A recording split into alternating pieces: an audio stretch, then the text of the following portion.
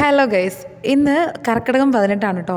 ഞങ്ങൾ ഒന്ന് അമ്പലത്തിൽ പോവാണ്. രാവിലെ തന്നെ ഞങ്ങൾ പോയത് ഞങ്ങളുടെ വിവാഹം കഴിഞ്ഞ തൊണ്ടി ശ്രീകൃഷ്ണ ക്ഷേത്രത്തിലേക്കാണ് കേട്ടോ. മരങ്ങളുടെ ഇടയിലൂടെ ഇങ്ങനെ സൺലൈറ്റ് വരുന്നത് കാണാൻ തന്നെ ഒരു പ്രത്യേക ഭംഗിയാണല്ലേ.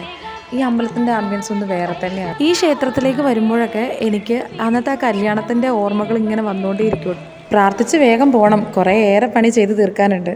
അവിടെ ഞങ്ങൾ നേരെ പോയത് കുറച്ച് മീനും അതുപോലെ തന്നെ ചിക്കനും ഒക്കെ വാങ്ങിക്കാൻ വേണ്ടിയിട്ടാണ് കേട്ടോ. ഇന്നെൻ്റെ അമ്മ വരും കേട്ടോ.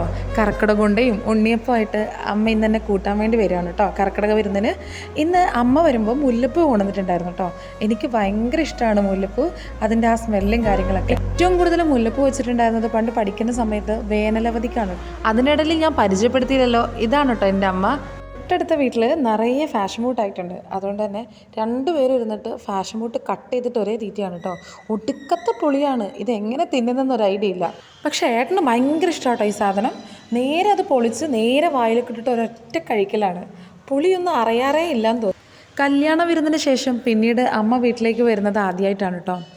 പണ്ട് ഞാൻ അടുക്കളയിൽ കയറാതിരിക്കുമ്പോൾ അമ്മ എപ്പോഴും പറയും അവിടുത്തെ അമ്മായിമ്മ നിന്നെ ആട്ടി ഓടിക്കുമെന്ന്. പക്ഷേ അതൊന്ന് തിരുത്തി എന്ന് ഞാൻ അറിയിക്കണ്ടേ. അതുകൊണ്ട് തന്നെ എൻ്റെ സ്വന്തം കൈകൊണ്ടാണ് കേട്ടോ അമ്മയ്ക്ക് ഫുഡൊക്കെ ഉണ്ടാക്കിയത്. ഏട്ടൻ മാത്രം എന്നെ ഹെൽപ്പ് ചെയ്യാനുണ്ടായിരുന്നു. എങ്കിലും അമ്മ ഇത് കഴിച്ചിട്ട് എങ്ങനെയുണ്ട് എന്ന് പറയുന്നത് അറിയാൻ ഭയങ്കര ആഗ്രഹമായിരുന്നു. ഞാനതിന് എക്സൈറ്റഡ് ആയിരുന്നു എന്ന് വേണം പറയാൻ. അങ്ങനെ അമ്മ അത് ടേസ്റ്റ് ചെയ്ത് കഴിച്ചിട്ട് ഓക്കെ ആണെന്ന് പറയുന്നത് വരെ ഒരു നെഞ്ചിടിപ്പോട് കൂടിയിട്ടാണ് കേട്ടോ ഞാനിതെല്ലാം വിളമ്പിയത്. അരിപ്പൊടി കൊണ്ട് കുഞ്ഞു റൊട്ടിയും ഗീ റൈസും ചിക്കൻ കറിയും ഫിഷ് ഫ്രൈയും ഫിഷ് കറിയും ഇതെല്ലാം ഞാനുണ്ടാക്കി അമ്മയ്ക്ക് കൊടുത്ത് അമ്മ അത് സൂപ്പറാണെന്ന് പറയുമ്പോൾ എനിക്കുണ്ടായ ഒരു സാറ്റിസ്ഫാക്ഷൻ ഉണ്ടല്ലോ, അതൊന്ന് അനുഭവിച്ച് തന്നെ അറിയണം. ഇനി നമുക്ക് റെഡിയാവാം. മുല്ലപ്പൂ ഒക്കെ വെച്ച് സാരിയെ കൊടുത്ത് സുന്ദരിയായി യാത്രയൊക്കെ പറഞ്ഞിട്ട് പോവാണ് കേട്ടോ. 10 ദിവസത്തെ വിരുന്നിന് വേണ്ടിയിട്ടാണ് ഞാൻ ഇവിടുന്ന് പാക്ക് ചെയ്ത് പോകുന്നത്. പോകുന്ന വഴിക്ക് എല്ലാവരും പറയുന്നുണ്ട് പെട്ടെന്ന് തന്നെ വരണം, അവിടെ അവൻ ഒറ്റയ്ക്കാണ്, അമ്മ ഒറ്റയ്ക്കാണ് എന്നൊക്കെ. ഈ വിരുന്നിന് ഞാൻ എൻ്റെ അമ്മായിയമ്മേനെയും കൂടെ കൂട്ടുന്നുണ്ട് കേട്ടോ. ഏട്ടൻ തനിച്ചാണ് ഇന്ന് വീട്ടിൽ. അമ്മയും ഞാനും കൂടിയിട്ടാണ് പോകുന്നത്. സത്യം പറയാലോ, വണ്ടിയിൽ കയറുന്നത് വരെ ഞാൻ ഇവിടുന്ന് പോവുകയാണല്ലോ എന്നൊരു ഫീൽ എനിക്ക് ഉണ്ടായിരുന്നില്ല കേട്ടോ. പക്ഷേ വണ്ടിയിൽ കയറിയതിന് ശേഷം എനിക്ക് നന്നായിട്ട് ഫീൽ ചെയ്യുന്നുണ്ടായിരുന്നു. അയ്യോ, ഞാൻ കുറച്ച് ദിവസത്തേക്ക് മാറി നിൽക്കുകയാണല്ലോ എന്നൊരു സങ്കടം.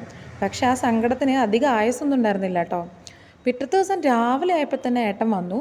ഈ കാണുന്ന ഇലയുണ്ടല്ലോ, അത് കർക്കിടകം 18 ഞങ്ങൾ പായസം വെക്കാൻ വേണ്ടി പറിക്കുന്നൊരു ഇലയാണ് കേട്ടോ. ഒരു ഔഷധ ചെടിയാണ്, പേരെനിക്കറിയില്ല. ഞാനിതിനെ പായസച്ചപ്പ് എന്നൊക്കെ വിളിക്കും. അതിൻ്റെ ഇല വെച്ച് ഇങ്ങനൊരു വെള്ളം ഉണ്ടാക്കി ആ വെള്ളത്തിൽ നിന്നാണ് ഇങ്ങനെ പായസം ഉണ്ടാക്കുന്നത് കേട്ടോ. വയലറ്റ് കളറിലാണ് ആ പായസം ഉണ്ടാവുക. ഔഷധത്തിൻ്റെ ടേസ്റ്റ് ഒന്നും ഉണ്ടാവില്ല. ഇത് എൻ്റെ വീട്ടിൽ വന്ന 3 അതിഥികളാണ് കേട്ടോ.